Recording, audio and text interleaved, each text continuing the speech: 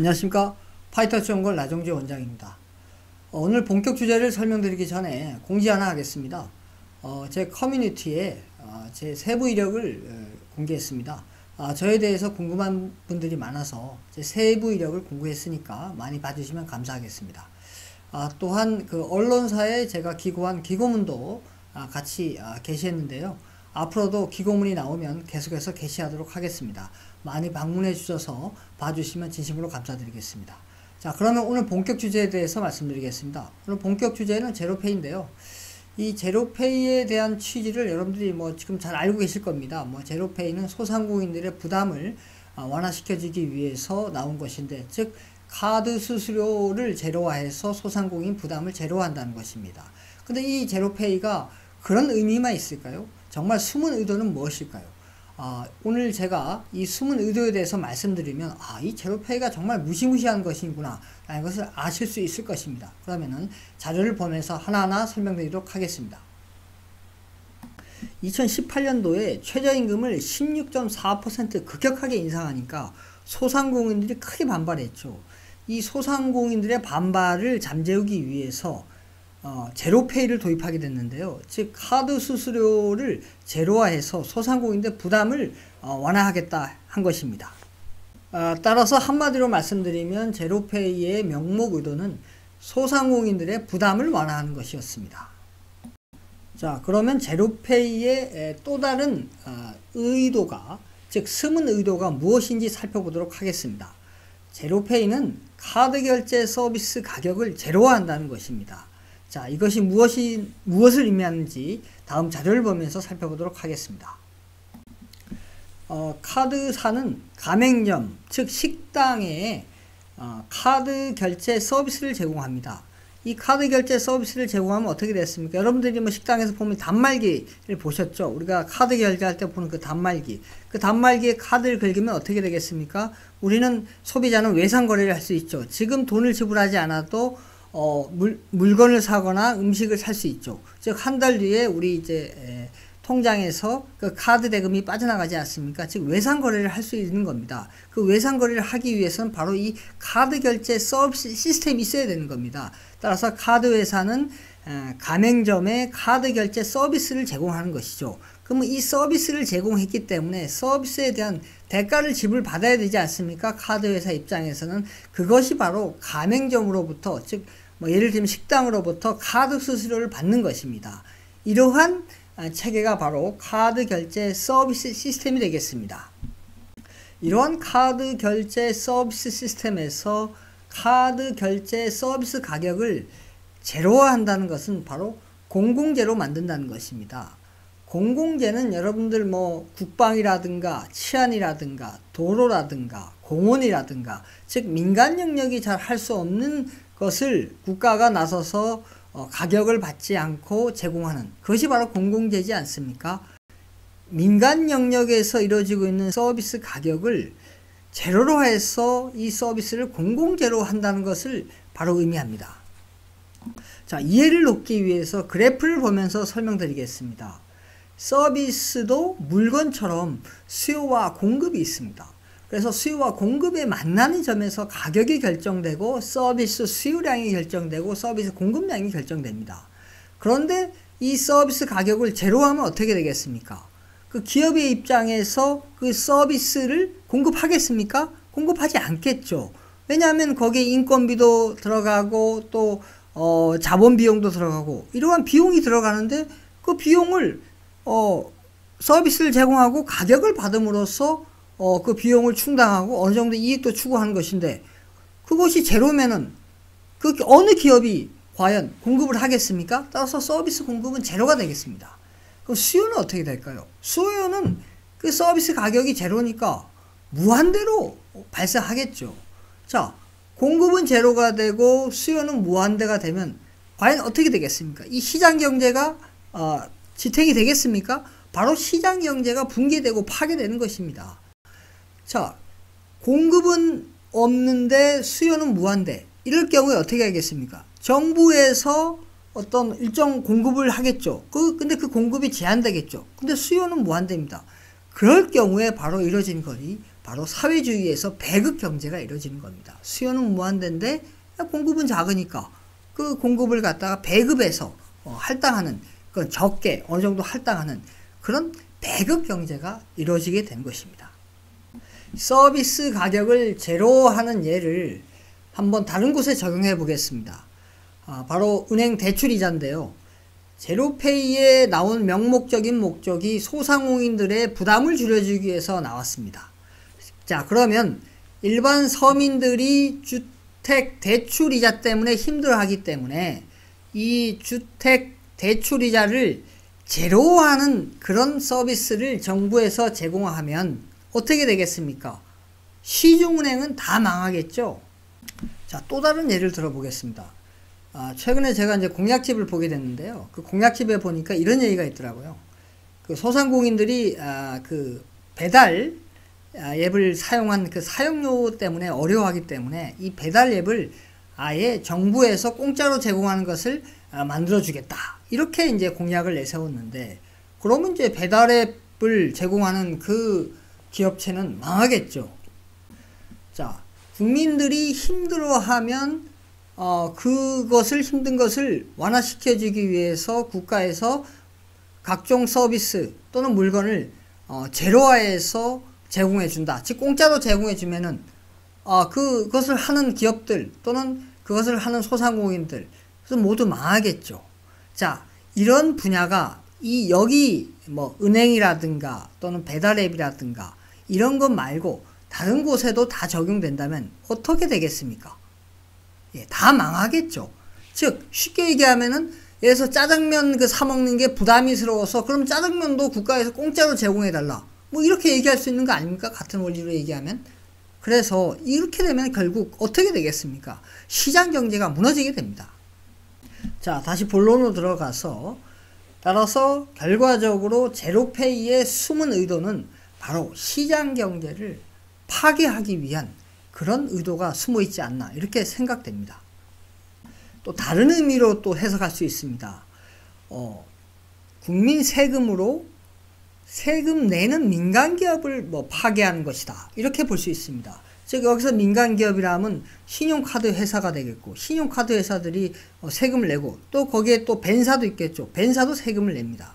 그런 세금을 내는 기업을 국민의 세금으로 파괴하는, 이것이야말로 오래된 적폐가 아니겠습니까? 자, 제로페이는 또 정책 엇박자를 또 유도하고 있습니다. 자, 무슨 의미인지 다음 자료를 보면서 설명드리겠습니다. 이 그래프는 제가 지난 시간에도 설명드린 것처럼 여러분이 많이 보셨을 겁니다. 자, 이 그래프는 전년 같은 분기 대비해서 내수가 얼마만큼 변화했는지, 즉 국내 수요가 얼마만큼 변화했는지를 보는 것입니다. 자, 중앙에 있는 점선은 소득주도 성장 정책을 본격적으로 시행한 시점인데, 보시는 것처럼 소득주도 성장 정책을 시행한 이후에 바로 내수가 폭망했습니다. 자, 이렇게 내수가 폭망을 했기 때문에 어떠한 정책을 펴야 되겠습니까? 내수를 촉진하는 정책을 펴야 됩니다. 내수를 촉진하기 위한 정책이 바로 신용카드 사용을 촉진하는 것입니다. 신용카드 사용을 촉진하면 어떻게 되겠습니까? 바로 소비가 촉진됩니다. 즉 외상거래가 가능해지거든요. 다시 쉽게 말씀드리면 내가 미래에 소비할 수 있는 것을 외상이 되기 때문에 지금 소비할 수 있는 것이죠. 따라서 소비가 촉진되게 되어 있습니다. 자, 그 소비가 촉진된 예를 그래프를 통해서 보도록 하겠습니다. 이 그래프는 신용카드 이용 금액과 최종 소비 지출 변화 추이입니다. 자, 파란색은 최종 소비 지출이고, 즉 소비죠. 그 다음에 빨간색은 신용카드 이용 금액입니다. 자, 2004년부터 2019년까지 보시는 것처럼 소비가 쭉 늘었는데 신용카드 이용 금액도 쭉 늘었습니다. 거의 같은 추세로 쭉 늘었습니다. 현재 2019년 기준으로 보면 신용카드 이용 금액은 778조고 소비는 1260조입니다. 즉 신용카드가 우리 소비에서 상당한 많은 포션을 차지하고 있다는 겁니다. 즉 신용카드가 바로 소비를 촉진하는 그런 수단이 되겠습니다. 이 설문조사도 이 신용카드가 소비를 촉진한다는 것을 뒷받침해 주고 있는데요. 즉 취업포털 사람인에서 최근 직장인 600명을 대상으로 설문조사를 했는데 평균적으로 직장인들은 매월 16일이면 월급을 다 소진한다고 합니다. 설문 응답자의 72.1%는 월급을 다 쓴 후 신용카드를 사용해서 버틴다고 합니다. 즉 외상거래를 하는 거죠. 외상거래를 통해서 부족한 월급을 메꾸고 있는 거죠. 즉 내가 받은 월급은 작은데 내가 써야 될 용처는 많은 것입니다. 따라서 이것을 외상거래를 할 수밖에 없습니다. 그 외상거래를 가능하게 해주는 것이 바로 신용카드가 되겠습니다. 따라서 소비가 촉진되겠죠. 이렇게 신용카드가 바로 소비를 촉진하는데 아까 보신 것처럼 소득주도 성장 정책을 시행해서 내수가 푹 꺼졌습니다. 그럼 내수를 살리기 위한 그래서 즉 소비를 촉진하기 위해서 신용카드를 많이 사용하도록 해야 되는데 제로페이 같은 것을 이용해서 오히려 신용카드를 다 붕괴하려고 신용카드 시스템을 붕괴하려고 했던 것입니다. 즉 정책이 완전히 반대로 가게 된 것이죠. 자, 또 재밌는 현상이 벌어졌습니다. 최근에 코로나19 사태로 인해서 내수, 즉 소비가 부진하니까 소비를 촉진하기 위해서 정부에서 무슨 정책을 발표했습니까? 바로 신용카드 사용을 촉진하기 위해서 신용카드를 사용하면 공제 혜택을 소비자에게 공제를 2배로 늘려준다는 그런 정책을 발표했습니다. 즉 위기 시에 신용카드가 필요하다는 것을 바로 역설적으로 보여주고 있는 것입니다. 즉 우리가 IMF 이후에 우리 내수를 살리기 위해서 신용카드 사용을 촉진했습니다. 물론 신용카드가 막 무차별적으로 사용됨으로 인해서 신용카드 버블이 나서 약간의 문제도 있었지만 결과적으로 IMF를 성공적으로 우리가 극복한 주 정책 수단이 바로 신용카드 사용을 촉진했던 것입니다. 자, 이렇게 신용카드가 소비를 촉진하는 중요한 수단인데 혹자는 또 이렇게 얘기합니다. 중국의 경우에는 내수 촉진하는데 신용카드가 아닌 알리페이가 많은 역할을 했다. 그래서 중국에 보면은 알리페이를 거의 사용하지 않느냐, 신용카드는 거의 사용하지 않는데, 그러나 이것은 뭔가 잘못 알고 있는 겁니다. 중국에서도 신용카드 시스템을 사용하고 싶어 합니다. 그래서 신용카드를 사용하면 중국이 보다 더 경제 성장을 할 수 있는 겁니다. 즉 소비 촉진을 보다 더 많이 해서 보다 더 성장할 수 있는데 신용카드를 못 사용하는 이유가 있습니다. 바로 신용카드를 사용하기 위해서는 개인의 신용조회가 잘 돼야 됩니다. 그러나 중국은 개인의 신용조회하는 그 시스템이 잘 발달되어 있지 않기 때문에 결과적으로 계좌를 이체하는 알리페이를 쓸 수밖에 없는 것입니다. 그래서 알리페이 시스템이 발전한 것이지 무슨 신용카드 시스템 대신에 알리페이가 내수를 촉진하기 때문에 알리페이를 사용한 것이 아닙니다. 그러면 왜 우리나라에서는 이렇게 신용카드가 발전될 수밖에 없었을까요? 그것은 다음 자료를 보면서 설명드리겠습니다. 바로 우리나라는 박정희 대통령께서 주민등록번호를 만들게 했죠. 즉 각 개인마다 주민등록번호가 다 있습니다. 그리고 또 우리나라는 ICT 기술이 전 세계적으로 거의 탑입니다.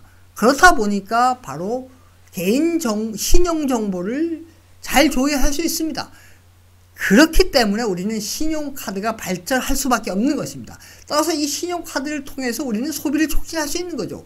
이렇게 시스템이 잘 발달돼서 외국에서도 우리 시스템을 갖다가 이 신용카드 시스템을 부러워하고 있는데 굳이 이 신용카드 시스템을 갖다가 제로페이 같은 걸 도입해서 붕괴하려고 하는 이유가 뭔지를 모르겠습니다. 요약해서 말씀드리면 제로페이 시스템이라는 것은 최저임금 급상승에 따라서 소상공인들이 힘들어하니까 소상공인들의 부담을 줄여주기 위해서 나온 제도이다. 이것은 명목적인 의도이고 거기에 숨어있는 의도는 카드 수수료를 제로화, 즉 서비스 가격을 제로화해서 공공재로 만들고 그렇게 됨에 따라서 시장 경제가 붕괴되는 그런 단체를 제공한다. 즉 카드 시스템뿐만 아니라 은행 대출이자 배달앱 등으로 이것이 쭉쭉 전파되면 결과적으로 어떻게 되겠습니까? 시장 경제가 붕괴되지 않겠습니까? 그래서 이렇게 시장 경제를 붕괴하려는 의도가 숨어 있지 않나 이렇게 생각됩니다. 또한 이 제로페이 시스템은 정책적 엇박자를 낳고 있다. 즉 신용카드라는 그런 좋은 시스템을 통해서 소득주도 성장 정책으로 인한 내수 침체를 살릴 수 있는데, 즉 내수를 소비 촉진을 통해서 활성화시킬 수 있는데, 이런 제로페이 시스템을 통해서 이런 신용카드 시스템을 붕괴하려는 엇박자를 내고 있다. 또한 코로나19와 같은 이런 위기 상황에는 결과적으로 신용카드를 촉진해서 내수를 살리려고 하는 그런 정책을 펴고 있는데, 그렇다면은 제로페이 시스템 같은 것으로 신용카드 시스템을 붕괴하려는 의도는 정말 맞지 않는다. 그렇게 생각됩니다. 그래서 여러분들이 이 제로페이 시스템을 접할 때 이것은 소상공인을 위한 좋은 정책이다라고만 보지 말고 그 안에 숨어있는 진정한 의도를 여러분들이 꼭 명심해 주면 감사하겠습니다. 예, 오늘은 여기까지 하겠습니다. 감사합니다.